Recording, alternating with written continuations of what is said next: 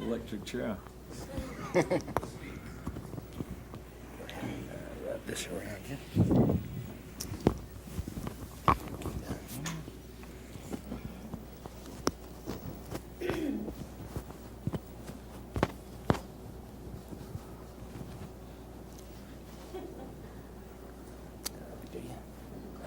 If we're ready, we'll start the questioning with Mr. Bill Carlson.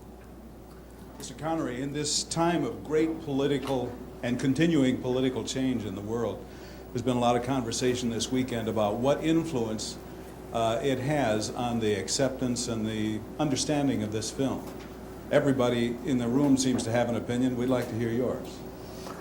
Well, I don't think that we're going to change these events at all with the film. I personally am thrilled to see them happening, having been in Russia 25 years ago and then going back recently to film there. The elements that are appealing in this film that there are people who are in these given circumstances can make a choice and decision by deciding to come out, as Ramius did, which was an offensive weapon, realizing it in the blueprint stage, and then doing something about it. Without getting too grandiose, on the parallels of Sakharov, who's in there and knows something about the regime, knows something about what the regime was, what the stakes are. It's not sort of sitting down in Beverly Hills with your frayed jeans and declaring something. It's something a bit more major. And plus a good, exciting story. And personally, I've been in the Navy myself, and when I was in the Navy, the submarines were smaller. And I'm not that old, but you could almost touch the walls. These things are 7 stories high, if you can visualize it. It's all part of a rather grand picture on a scale.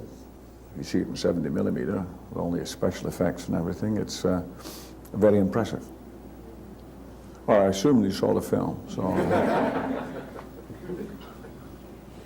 You need a more frivolous question, I think. I'm curious to know what went through your mind when you found that People magazine had named you Sexiest Man Alive, and what does the term sexy mean to you? That's frivolous.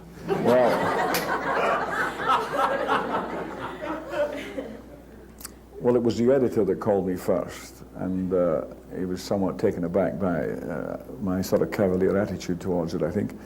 I don't think seriously it should be taken too seriously.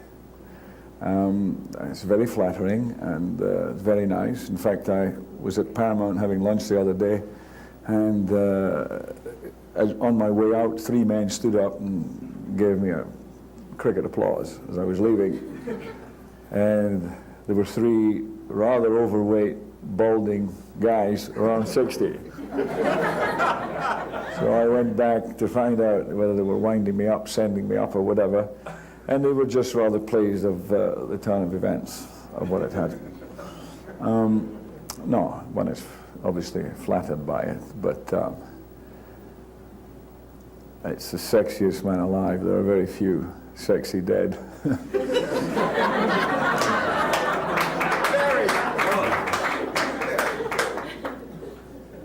Sean, what went into the preparations for this character? How would you compare Captain Marco to other characters that you have played? Well, in this instance, it was mostly written by the description that Alec Baldwin gives in the book and in the screenplay. everything is there in terms of the background. They've done the case history on him like a dossier, therefore it was a lot of work done for me. Plus the fact if you're on a ship and you're the captain, they more or less do what you tell them. What one wanted to get was, or rather I wanted to get, was a look that was sort of different and not to be confused with the American look. That had already been taken care of by the design concept of what the Red October looked like as opposed to the Russian submarine. And came up with the idea of sort of hair and face that was a mixture of Stalin and Samuel Beckett. And sufficiently military, because they are the same military, Navy, who would be capable of killing somebody,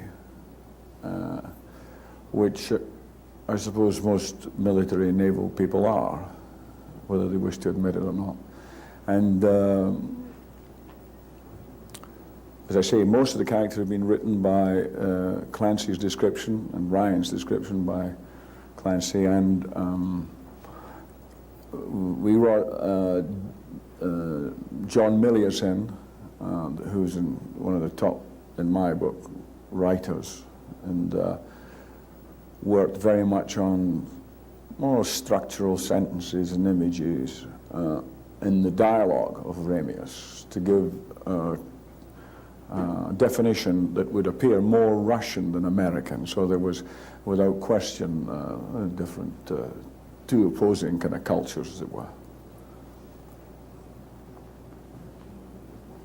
After working many hours on a film like this, I'm wondering, what do you like to do to relax? What's your definition of relaxation? Was this a frivolous question? It's a frivolous question. I like to play golf and read, and I used to play chess, but I don't play it anymore. I don't know why. Maybe I'm getting stupider as I get older. I don't seem to have the patience for it. Reading mainly, I think, but not just with a view to material in terms of work. It's the time has become more limited and more precious recently because I had the good fortune, whichever way you look at it, to be doing 3 films back to back with post-production, pre-production, and somehow they continue to overlap and makes an enormous demand on one's time. What I'm missing at the moment is the easiness of a routine that permits me to get up and do all my bits and pieces in the morning with a total preparation for golf in the afternoon. Difficult in Moscow. Sean, we all know that Tom Clancy is the guru of military technology and so on. Did you have any trepidation about accepting a role in a film where there was at least a possibility that the gadgetry would sort of drown the actors? Not really, not in this instance, because our stuff pertaining to the Russian manuals and things, we more or less, it was a la Paramount, you know. And the set design, if I press a button and you cut to the submarine doing all sorts of things, you're going to buy it anyway. And also, I don't have to be too knowledgeable about all the technological aspects of the film, which was a great savior for me, because I'm really not very technically minded. I still have problems recording. I could never record, say, the fight last night, which is a terrible remiss. I don't know how to work it. I can't even record something that's on already. The radio is about I'm good at the radio. What draws you most to a movie at this stage of your career, Sean? Is it the message, the money? Is it the co-stars, or none of the above? Well, it's always been basically the same. Primarily, it's the writing. If you read something, the descriptions, the dialogue may leave something to be desired, because I find, in my experience anyway, that writing of good dialogue is quite rare in films, and that's something we all have to sort of search for. Basically, good writing I relate to somebody like Milius because he is not frightened to write in a sort of heroic vein, and you can take the essence of it and use it. The story or what it's about is another thing that, I mean, I wouldn't say I ever set out with a view to play a monk, for example, but when I read The Name of the Rose, I was immediately caught by Echo's writing more than anything. And equally, I have to add that while I'm not doing the picture, I doubt if I would have read the whole book. The first 100 pages were like 3-putting every green. So, but once I got past the first 100 pages, I was totally caught by it and by him. So I would say, in essence, the writing is more important than anything. Even more than the money. Well, you never asked about money. What about it? Well, there's nothing wrong with it. Why? With world events moving so fast, was there any requirement for script changes to keep pace with what was happening outside? I mean, there were certain points made about cooperation, etc. Did they come before or during the film? About what? Sorry, I missed that. Well, the world events have been moving fairly fast in the last few months, and during the filming of this picture, there must have been some changes made that necessitated maybe a more neutral and positive outlook. No, basically the story would stay the same. The only thing that was going to change was if Gorbachev's position changed, because the film is set pre-Gorbachev. And if anything in the interim had happened to him, or even between now and when the film actually opens, that may mean you have to make some difference in the prologue. But as far as the picture from A to Z, all the things one's trying to do with it would still stay constant. You wouldn't change anything.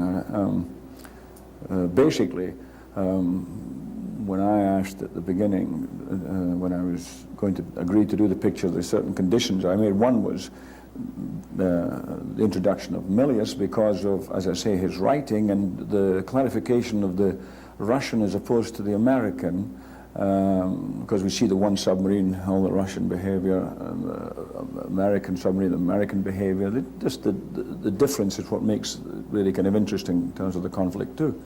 So I would be, and needing Milius to find a way to express the reasons why the man defected, why he did, what his game plan was, and how he dealt with the situations once he was on that kind of journey. Nothing that has transpired in Europe now or in the Soviet Union would really change that, I don't think. I must congratulate you on your Scots accent at Russian too. It was very good. Oh, thank you. You speak Russian? A little bit. Ah. Mr. Connery, normally when we do these interviews for Paramount, we have a one-on-one experience with the interviewee. Sounds exciting. It is.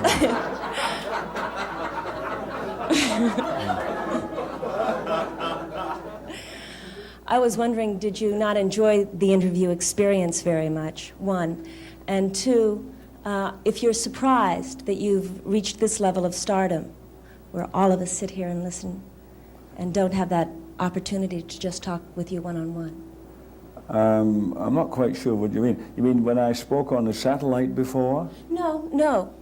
I just mean, first of all, are you surprised that you've reached the level of stardom that you have? Am I surprised today? Yes. You mean? Well, not today, but in general. Well, I've been doing it for a number of years now, and I think one is always surprised by a certain measure of success, but there are certain things like that accompany this success, which is, say, the situation we find ourselves in now, which is the exploitation of the film, that I've been involved in probably more years than you've been working. And so I'm not quite sure how to answer your question. Am I surprised by the success of, you mean, of the people being here listening to me talking? Well, I'm only a cipher, I'm answering questions related to something that you've all seen, that I happen to work on and be a part of that product. Okay, thank you. Yeah? I'm going to sit down now. I think my question sort of ties into the one that was previously asked. In this age of celebrity, when the whole idea of being famous is almost, a public aphrodisiac, what keeps you grounded? What, when you're surrounded by people that say, yes, Mr. Connery, what do you want, Mr. Connery? What things are important to you? Who do you listen to, and what keeps you grounded? Oh, well, I mean, I think that one doesn't change that much, really, whatever happens. I think there's a certain pattern that one constantly makes the same errors. I think everybody does the same. And if one has learned anything, it is that the simpler things are, the more accurate they are, and that applies to everything. I think we're so mistaken in this age of experts to be believing and accepting what they say, whether it's lawyers, accountants, or whatever, and in whatever field. And if they can't explain something in a simple way that you can understand, then there's something wrong with it, and not you. And I think that in life in general, you're really made to feel the reverse all the time. And so I would always apply that yardstick to anything, and I find it more helpful than anything, not just to blindly accept that whatever the quote experts say as being the answer if you don't understand it. I don't know if that makes sense, but that's what I have to do. I enjoyed the film a great deal. Thank you. A lot. Do you like the film? And are you tough on yourself when you see yourself in this film? Well, I have you have to have some kind of philosophy which relates directly almost to the past question, the previous question, in terms of normalcy and survival. I like the film, yeah.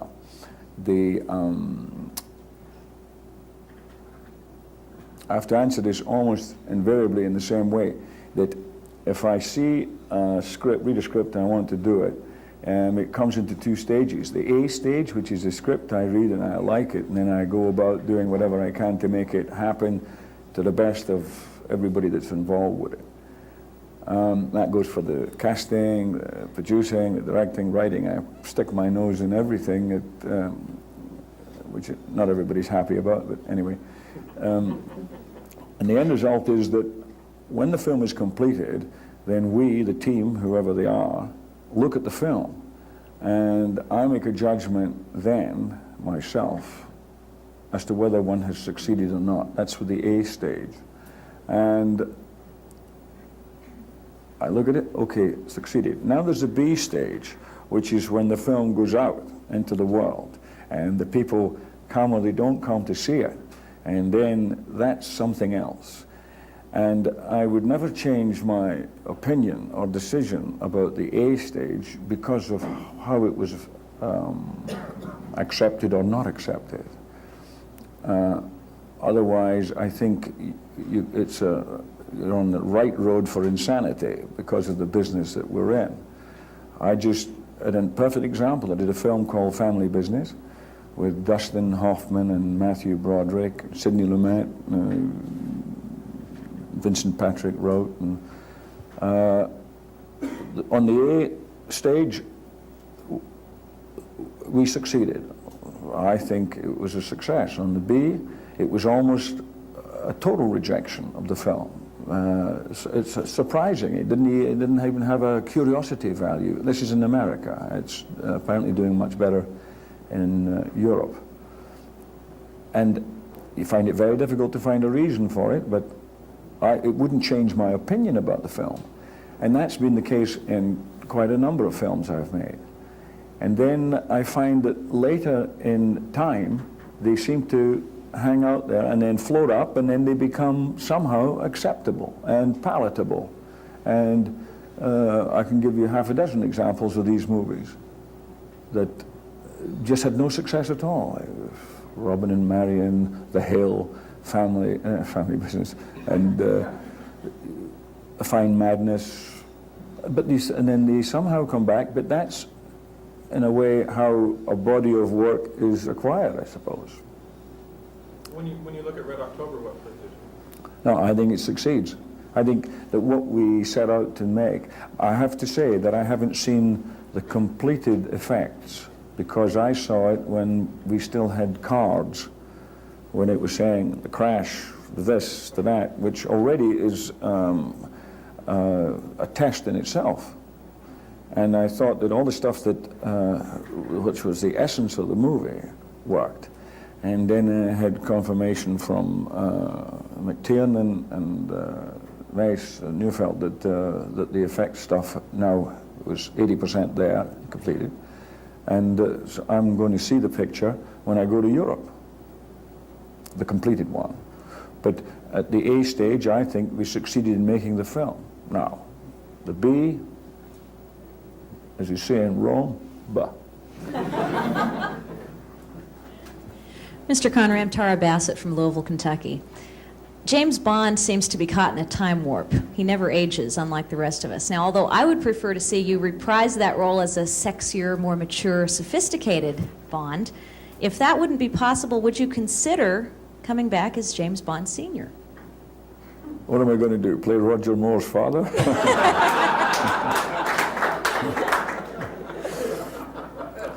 No, it's too difficult, really, for the effort, and I have said never say never again and did it again.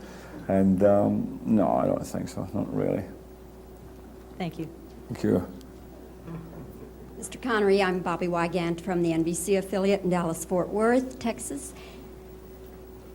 This film had already been in production and had been shooting for a short while when you came aboard. Mm-hmm. Would you fill in what happened from the time that you were approached and the time that you actually did start filming? Well, the first thing was, you're right, they had actually started, and then I was suddenly free. Klaus Maria Branda, a good friend of mine, was to play the part. He was directing his first film and starring in it. He needed 14 days free. They could not accommodate each other, you can understand, because we're dealing with the Navy and weather and everything on this picture. So suddenly it was open for me. I received the script in the rush. It was a fax. And in the hurry, they didn't give me the prologue, which explained that it was pre-Gorbachev. And I had not read the Red October. Consequently, I felt that it had missed the timing, that it was too late to make that kind of story. Anyway, once we got that cleared up, I received the prologue, saw what they were talking about, got the book, read the book,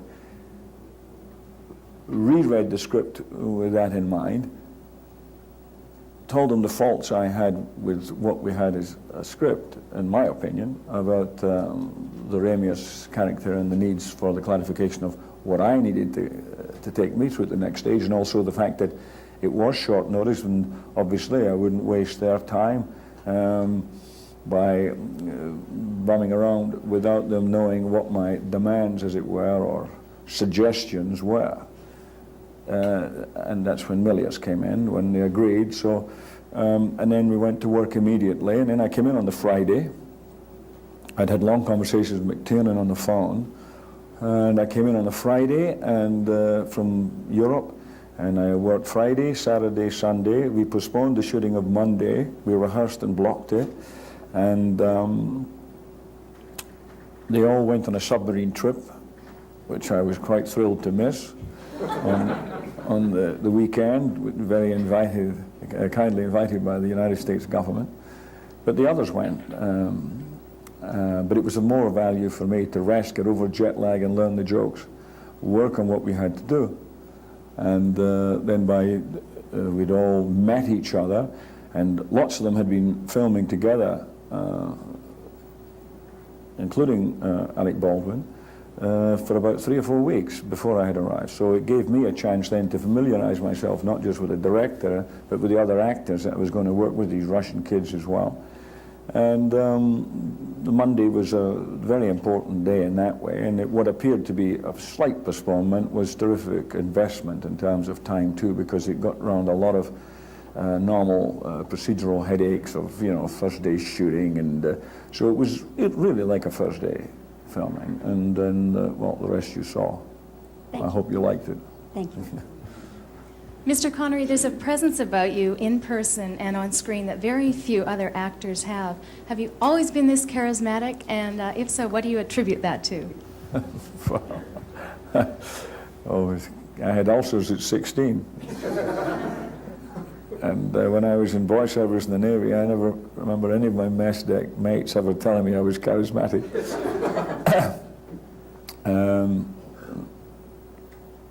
I don't know charismatic. If I know that there are certain things that when I think I know what I'm doing, it works better than when I don't know what I'm doing. And I think that's a great help. I also think that the comfort in your own skin is more important than anything else. And most of the time, I feel comfortable in my own skin.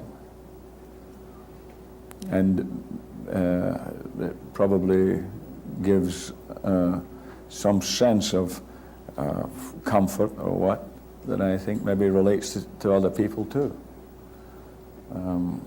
For example, everybody has problems, everybody has some kind of neuroses or whatever, but I don't think that it's necessary that you have to share them with everybody. That it's an area where I feel people should really be selfish, and I don't think it's synonymous with talent, that you're going around the tormented soul that everybody has to put up with. I think there's probably too much put on that, especially here. Mr. Connery, when we talked to Harrison Ford for The Last Crusade, I asked him, is there something we would never see you do in a film? And his reply was, we would never see him take place in any sort of Rambo-type violence. And so I would like to ask you, is there something we will never see you do in any particular film? Well, I haven't thought about it, actually. I don't really know, because I think in circumstances and situations like that, you can always get caught out, because I never really know how I'm going to react to a situation or a circumstance until it presents itself.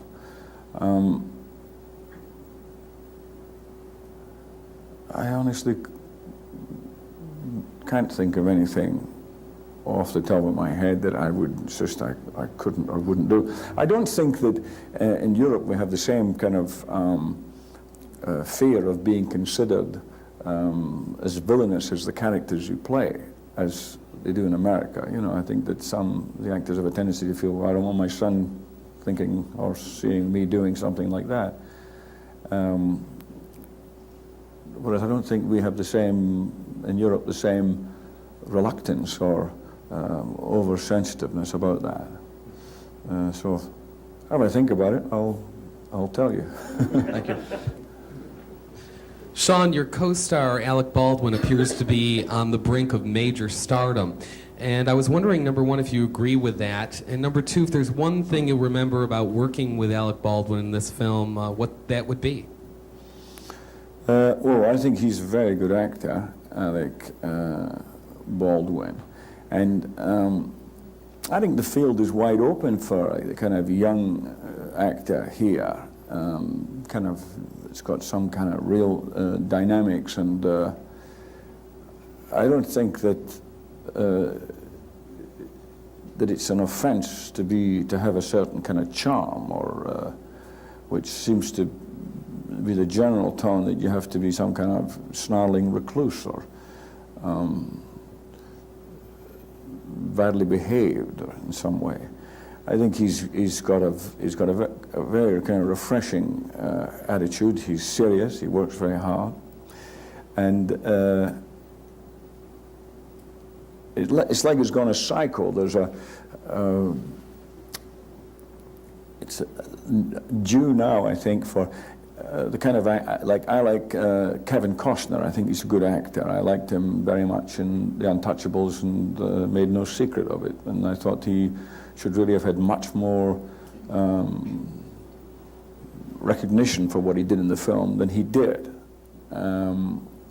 He's got very good, clean judgment and stuff. His choices, I think, are good. And I think that from what I've seen of Alec Baldwin is the same. And I don't see many the young actors with that. So I think he's got a good edge on the field. One story from the set about working with him to give us some sort of insight about what he's like to work with. Well, he was totally professional, which is all I ask. You know, there are enough amateurs around. I've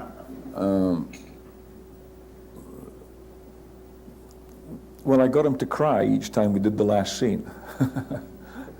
So he's very responsive. Mr. Connery, my name's John Davis from Nashville, Tennessee. Let me ask you, you seem to be a man who knows what he'd like to do, what he wants to do, and what he doesn't want to do. You said you stick your nose in everything, the writing, producing, directing. Do you consider yourself a difficult actor to work with? And if the answer is yes, at what point do you become difficult? Well, the answer is no. No? No, I don't think I'm difficult at all. Demanding? It depends what you mean by definition of demanding. I mean, demanding, I expect everybody to be enthusiastic, which I think is probably the most important aspect of any enterprise, particularly something that's going to be over a short space of time, where everybody is, there's a lot of egos, there's a lot of different ideas and concepts about virtually what is the same thing. But when it's all going great, it's fantastic because of the perfection of knowing there's a beginning and an end that you have in some way be able to control, which is somewhat different from life.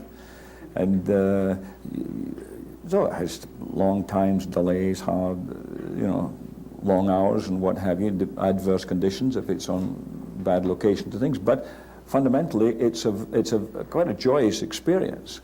And that's why I say I am not enamored of the kind of histrionics and what I would consider difficult people. I certainly wouldn't want to work with.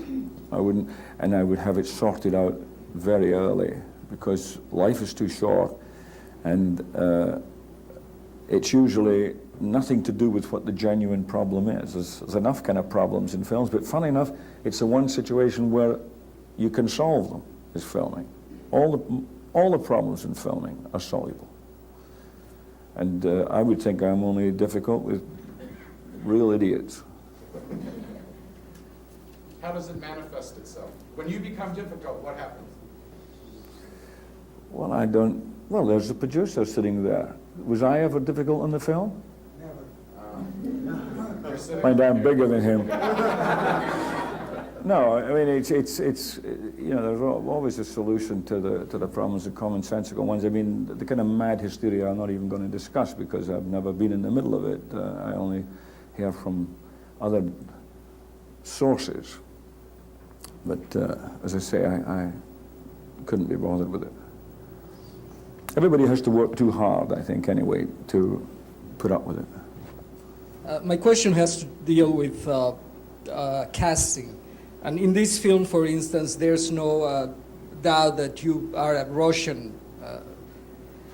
Yet, going back to what you said about family business, did you ever thought that it would not be credible for you and Dustin Hoffman to play father and son? Did you think that Sidney Lumet could overcome that problem? What were your thoughts about that? Well, it's a good question because it was really sort of going at it head to head because the justification we used, I've seen it time and time again, I'm sure you have, with families, and you say, that can't be his son, that can't be his daughter.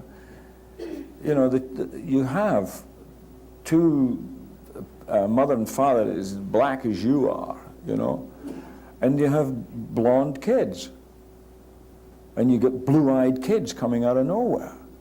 And it's not because the Iceman cometh, but it's one of these strange quirks, you know. Well, maybe it was taking it too far, I don't know. But even with what you're saying, my question is, it would have had a certain curiosity value, I would have thought, just to see if it did or didn't work. But it didn't even have that. That's what is rather confusing.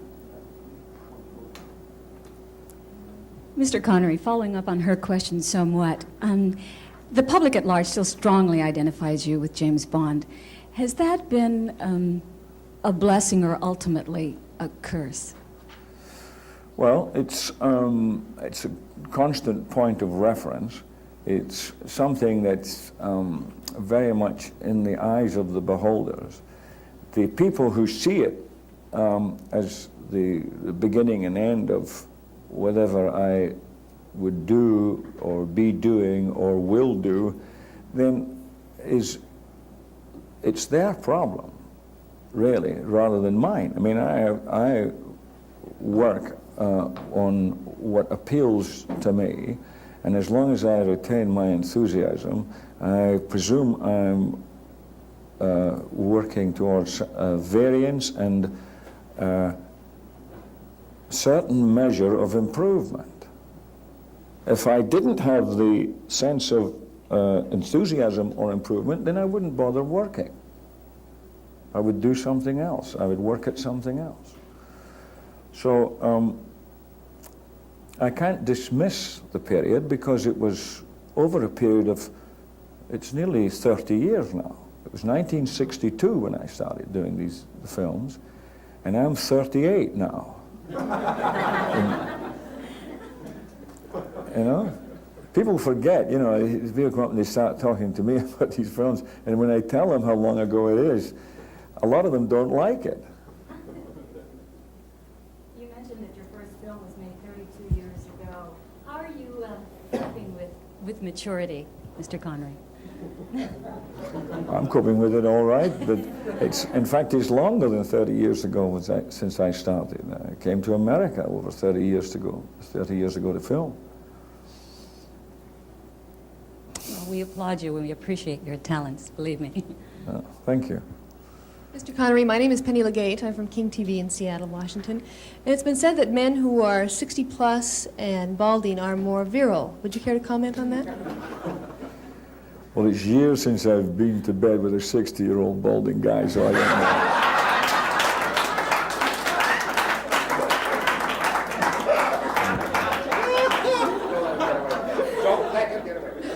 From your perspective, though. Sorry? From your perspective. From my perspective. Mm-hmm. But you're only 38, so. Listen, I can't answer for all these fat guys out there with beards at 60, pushing 60. No, I'm much more interested in keeping enthusiastic than anything else. How do you define sex appeal? How do I define it?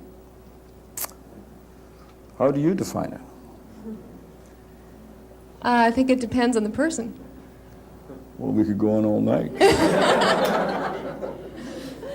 Why do you You're think... telling me there's a sex appeal for every person in this room? Well, I think it depends on the person, whether you find them sexy or not. Well, obviously, it's like attraction. How do you define it? Do you think you're sexy? Well, I've been told I am, yeah. And I know that I find certain people attractive, and they find me attractive, and I'm presumptuous enough to think it's sexy. Do you think you've been somewhat of an inspiration for older men? Well, it would appear so. Thank you. I'm almost sorry to get back to the film, but the character you It's interesting, play... all the women talk about sex and frivolity. That's right. I'm here to talk about your craft. The character you play in this film, Ramis, what are some of his qualities that you liked or some of his character flaws that you disliked? These character flaws I like and dislike, you say? Or his qualities that you admired, or was it that one that you liked? Well, I think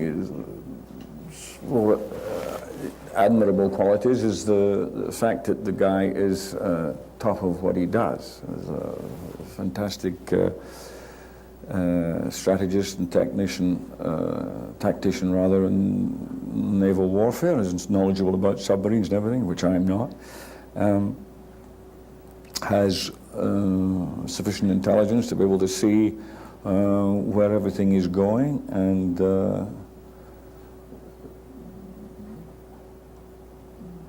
and again is yet capable of killing somebody en route. Displays, I think, a reasonably all-round character, and the one that would certainly be interesting to play. Colin McLean with Canadian Broadcasting Corporation. Much has been made of this gimbal device on which the submarines were mounted. Did you find that that was a help or a hindrance to you as an actor? Was it a help because it was constantly moving and gave you the feeling of the submarine? Enormously. I mean, because usually they tilt the camera, shake the stage, or do something. But this is 80-ton gimbal that went 45 degrees in all directions, and to be standing on a set that is supposed to be a submarine and seeing the submarine going like this, and then all the guys still standing vertical. You know, there was a lot of us in the thing. In fact, it made me seasick. But it was tremendous. I mean, these guys were leaning on bars and things, on diagonals, and you can't do the camera tricks by comparison are not as effective as the reality of the gravity. Thank you. Patrick Stoner with PBS. It's important for an actor to have a good relationship with the other actors to maintain characters that are believable. It was interesting in talking with Alec Baldwin and the producer and others that before you got there were a group of people who were just upset and concerned that you might not find them as professional as they wanted you to. Now, when you come into a situation like that, Red October might be a good example, what's the process of breaking down those barriers, since you're a much better known star than many of the people with whom you will be working, and how did that work to get that rapport? Well, the Red October is a perfect example. I mean, Mace Neufeld, I was here a minute ago, the producer, would verify what I'm saying. I come in after they'd been shooting. They had to rearrange the schedule to accommodate me because of the timing and the run-through. But we had 62 people in there, 80% Russians, who didn't speak English. 80% of them didn't speak English. And we had a very, very congested set with, the dynamics of moving, and that was very critical because it couldn't go off at half-cock. We'd all fall off the boat. You know, we're up about 5 times the height of this, nearly high, and built a special place in the floor to take the weight and up there. So there was a lot of engineering. There was these people who didn't speak English. There was a very busy cameraman. We had, when I first got there seemed to be a lot of things going on before the take, and we got a couple of false starts and everything, and then I immediately called a meeting with the producer and the assistant director and the lighting cameraman, and we came to the trailer and we sat down. I said, well, you've got to get it organized and go in an order. The last man to speak has to be the director, and nobody speaks till after he finishes. When he says cut, nobody says anything, so we know what the next information is. It was a bit raggedy, and also it wasn't getting any better because nobody was going to take that stance on the set, and it was a little hysterical. And then once we sat down and we talked it through and explained how the chain of command had to work, then we erased that problem. But as I say, all the things can be solved. All that was a problem due to a lot of elements that arise in making this is a very complex movie too. Apart from trying to get the light source cables and things going up, you had cables going up for the electrics to move this gimbal, and all the time changing the lights and putting smoke into the place. The heat was tremendous, and as I say, the flow was going to have to move to certain angles, the lights had to be accommodated. Major technical stuff. And then the last thing, of course, is the actors. So if each time you go off at half cock, the actors discharge a bit, and then it's difficult for them. So it's much better to get all that right and then go. And that basically was what I observed, probably because I came in after they'd been shooting a while. Yeah. Mr. Connery, I'm Howard Rosenberg from KTVN in Reno, Nevada. We know you're 38 years old. You've had a career that spans some 30 years. You're the sexiest man alive. You're relatively comfortable in your skin. I suspect you're a man who takes control of all situations the way you want them to be. A takes care of itself. But B, like family business, is in the hands outside of yours. And a good deal of those hands are critics. And there are some of us who get impressed with our own importance at times. I know I've been guilty of it and need a good swift kick every once in a while. If you could kick a critic, and I'm not volunteering, but if you could kick a critic, what's your major complaint about critics and the way they handle films today? Well, the critics are only a portion of what we're talking about, because you can have wonderful reviews and people go and don't go and see the film. You can have dreadful reviews and you can't get in the theatre. The critic, what I would make it obligatory that they had to read some Hazlitt, so they understand something about what constructive criticism is.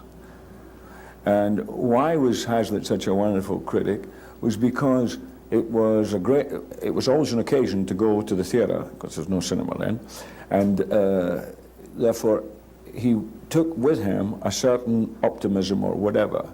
Okay, it's not easy to take that if you're going to see 3 films a day and you're in there at 9 in the morning and you just had an argument with the wife before you left, or the live-in girlfriend turns out to be a boy, you know. All these things influence the outcome. Then you go and look at the film and you're sitting there thinking, I've got again, she'll be calling now, where is it now? And I bet I've got a ticket, you know. Well, these are not the situation is not conducive to a good review either way. And they're often very kind of destructive as opposed to constructive. I don't think anybody who's got any sense of balance about films would ever object to a constructive criticism, because if it was professionally presented, provided, and you could learn something from it. In the main, that isn't the case. I think a lot of the criticism is a bit wacky and sort of referring to a lot of things.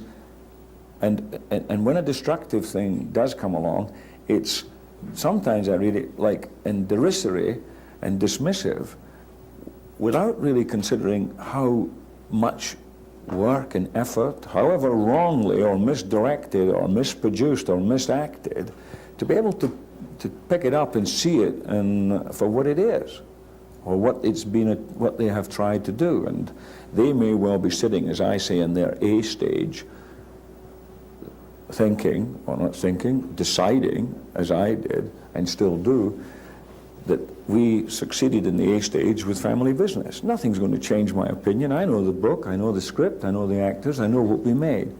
If there are areas that don't work, then I'm absolutely prepared to listen to and have it, you know, presented constructively.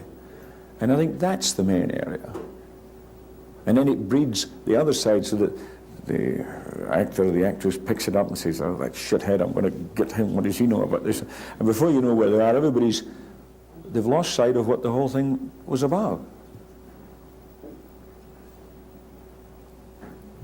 John Corcoran, KCAL Television. I'd just like to state that when I'm old and bald and 60, you will be an inspiration to me. A serious question. Now, this is a movie. I'm getting there rapidly. A serious question. This is a film about essentially a good event in the sense that Captain Ramius is a good guy and is defecting to the good side, etc. Is there anything you learned on the set or from your research in the film that might put a little fear into you as far as some rogue captain on a submarine taking power into his own hands and providing a danger to us? Well, of course. I mean, that's the premise of the whole movie. And somebody asked me a question this morning, what did I think if Ramius, it was a true story, Ramius went, now the things being the status quo in Russia, what do you think his status would be, Ramius? And I said, without hesitation, I'm sure that Gorbachev would take him back in Russia, without question, because of what has come to pass now and what he's done behind the scenes and in front of everybody about removing that threat of the Soviet Union from Europe and most places in the world. And I'm sure that Ramius's actions would be supported by somebody like Gorbachev. We have time for one more question. Sir, you were wonderful as Ramius. I enjoyed the movie. However, if you had been, before being approached about the role, would you have selected or identified more with Jack Ryan or with Captain Ramius, and why?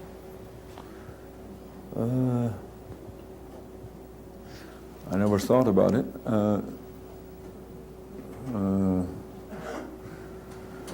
Well, first of all, I would venture that I'm more suited to be playing Ramius than Jack Ryan.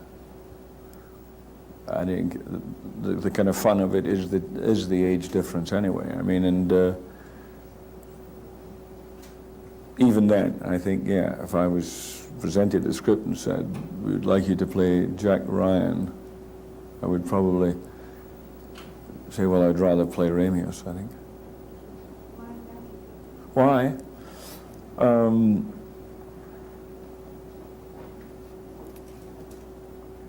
Well, I think there's quite a lot of the stuff that's in Ryan's character I've done in film. Thank you very much, Sean. Thank you.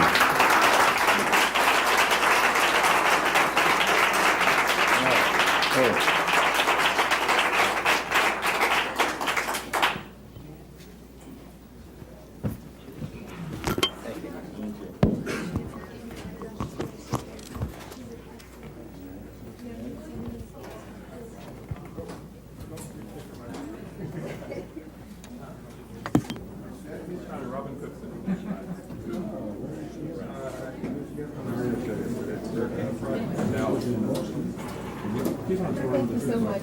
Pleasure. Thank you.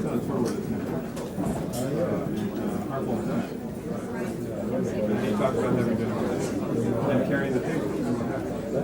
Yeah, it's a great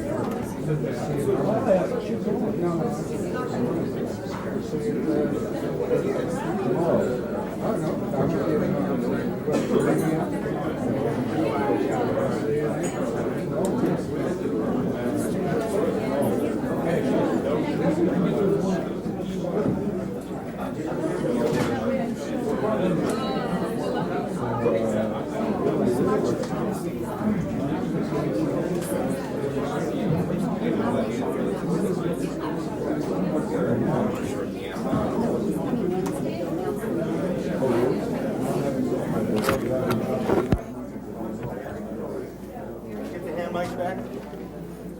Yeah.